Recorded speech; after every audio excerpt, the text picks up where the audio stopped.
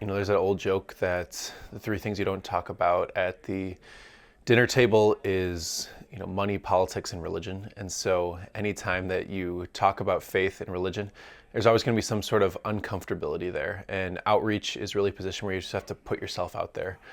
You have to be vulnerable. You have to try to make guys laugh, do whatever it is to get their attention, and then invite them in to something that you know will give them more faith, more hope, more love, more happiness in their life.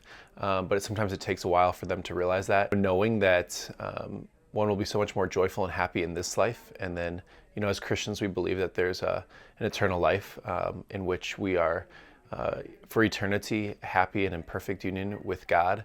And so inviting guys into that. St. Paul's is different from anything I have experienced or probably will experience for most of my life, because you have your parish back at home, and that parish tends to be, of an older crowd, people maybe you just don't relate to as much. I don't think any other time in my life will I be surrounded by this many young Catholics that kind of are this on fire for the faith.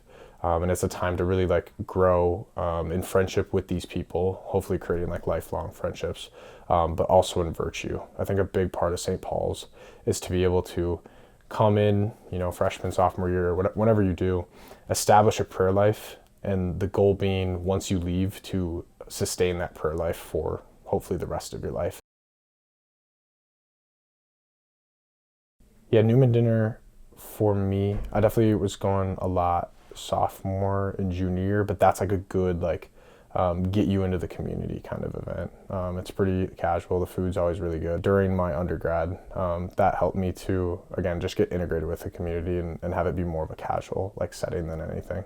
It's the one time in the week where I think the whole St. Paul's community can get together at the same time and be we are one community. Why would we make beautiful churches, right? You walk into this building, and I actually know the people that fundraised for this building, and they went all around the state and even the country. The church is for everyone. It's for the rich, it's for the poor, it's for every single person. And so when we see beauty, our mind turns to God, right? When we're hit with beauty, the mind and the heart can only think of higher things.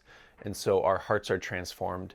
And through that transformation, that is how we go out and we minister to both the spiritually poor, the materially poor, but into every person that we are called to meet.